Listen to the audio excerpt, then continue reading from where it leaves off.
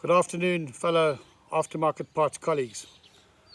I woke up this morning with a renewed energy, great optimism and buckets of hope as I can feel that we are slowly returning to a semblance of normality with the lifting of trade restrictions. For me, it is now time for us all to act and to put shoulder to the wheel and restart our business and our economy. I urge you all to dig deep and assist wherever you can. The conditions under which we were able to trade will result in us taking a bit longer to rebuild this business to its full capacity than was originally anticipated because of the slow ramp-up of activity over the coming months. This provides us, in this time, the opportunity to refocus the entire business on rebuilding the structures to match the new requirements of the market. This journey that we started today on the 1st of May will not be as easy as first contemplated and will require each one of us to give extra effort while at the same time share the financial and emotional burden together. But first, let me briefly illustrate what the lockdown has meant to the division and what actions have already been taken before I explain what further actions are required. During April, we had practically zero turnover. We did do some limited trading where we were able to support essential services personnel and essential facilities, but actually this revenue stream was virtually insignificant in the bigger picture. Despite this, we have paid full salaries and settled all our creditors during March and April. This is a remarkable tribute to the strength of the Motors Aftermarket Parts Division as well as the Motors Group. We also gave every employee an additional 6 days leave at a substantial cost to the company. We have all had to take annual leave of 16 days over the period, resulting in some of us going into negative leave and some into unpaid leave if the negative leave balance exceeded 14 days. This will be managed going forward as follows. Motors as a group have applied for relief under the COVID-19 TERS scheme, and monies received from this will be used to reverse this leave on a pro rata basis. For those that worked during this time, a log has been kept of the days worked, and these days will be credited once reconciled and authorized. We have, in many instances, negotiated reduced or deferred rentals to assist with reducing our cost base and also improving our much-needed cash flow.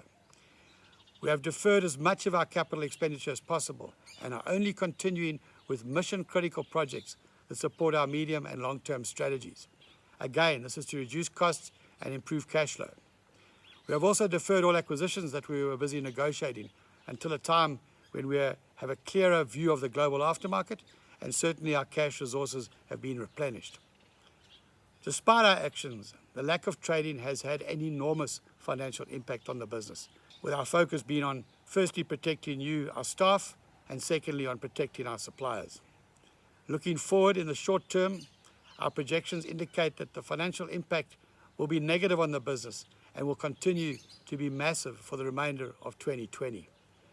We have also had significant learnings from the lockdown that will assist us in realigning our business to be more efficient in the future, and I will share these with you at another occasion. While the future still remains somewhat uncertain and unpredictable, I am convinced that the changing environment and our agility, the effect on suppliers, customers and competitors will provide us with many opportunities for growth in the future. In order to be better positioned to serve this market and seize any opportunities arise, we must immediately align our business to firstly recognize the impact that COVID-19 has had and will have in the medium term on our business, and that really is till the remainder of 2020.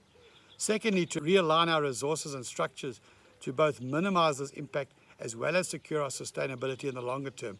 And here we're looking at a 3 to 5 year period. And thirdly, and most importantly, is to protect profitability, protect cash flow, and save jobs. I also strongly believe that any and all actions we take must be done in a fair and equitable manner to ensure that we will all play our part in sharing the financial burden brought about by this COVID-19 crisis. Thus far, the business has shouldered most of this load as outlined earlier, and it is now time for us as employees to step up and play our part in helping. To assist in achieving these objectives, as you already know, I voluntarily agreed to a 15% salary cut for 6 months, which started on the 1st of April, and to forego any salary increase for this year, as well as to defer or forego any potential incentives that I may have earned in this period. Within the parts division, we will achieve our objective of rebuilding our business through the implementation of some or all of the 7 measures that I will discuss one by one from now on. I also feel that we all need to play our part and make these necessary sacrifices for the benefit of the business and for all of us.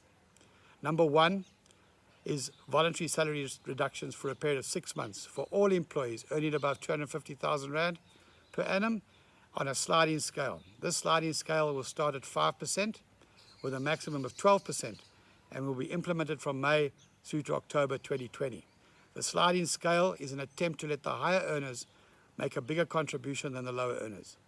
This will be done in salary brackets, and the impact on you personally will be communicated directly to you via HR in the coming weeks. Where practical and necessary, we will implement short time to align the supply and demand curves. This will also be communicated in the coming weeks.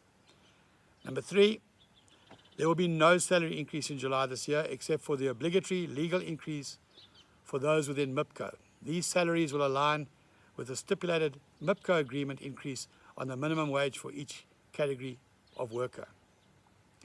Number 4, any incentives will be deferred until cash position of the business can accommodate them, but will be capped at 50% of the maximum that could have been earned for each person, subject to final approval from the Motors Board of Directors. Further details will be provided closer to our financial year. Number 5, an option of early retirement for those individuals that qualify will be investigated, but only offered if this makes financial sense to Motus. Number 6, the option of voluntary retrenchment will also be entertained, but the final acceptance of these voluntary retrenchments will be solely at the discretion of Motus. And finally, number 7, if all the above actions do not provide enough savings, we will follow the retrenchment process as outlined in Section 189 of the Labour Relations Act. In this regard, the entire Motors Group has already notified the relevant unions and stakeholders of this action, which, for the sake of transparency, will be managed in its entirety by the CCMA and starting immediately will be completed by no later than the 31st of August 2020. Should our business recovery be quicker than currently planned, all these measures will be re-evaluated and amended accordingly. The Exco and management have agonized over these measures being implemented. Initiating such actions has been extremely difficult, as we are fully aware of the impact that this will have on you and your families, and particularly your quality of life. But we feel strongly that it is the responsibility of each one of us to share this burden as equitably as possible, and together help protect jobs and protect them throughout the organization for the future. Your continued support, your passion and your positive attitude during the lockdown has been invigorating for me, and I'm truly honored to lead you successfully out of the COVID-19 crisis with renewed energy and vigor. I thank each one of you for having the faith in my Exco team and I to accomplish the rebuilding of our business. In closing, this entire message will be distributed in writing to all MAP employees for clarity. And just remember to please take care, stay sanitized, work from home if you can, and above all, stay safe. Until next time, cheerio.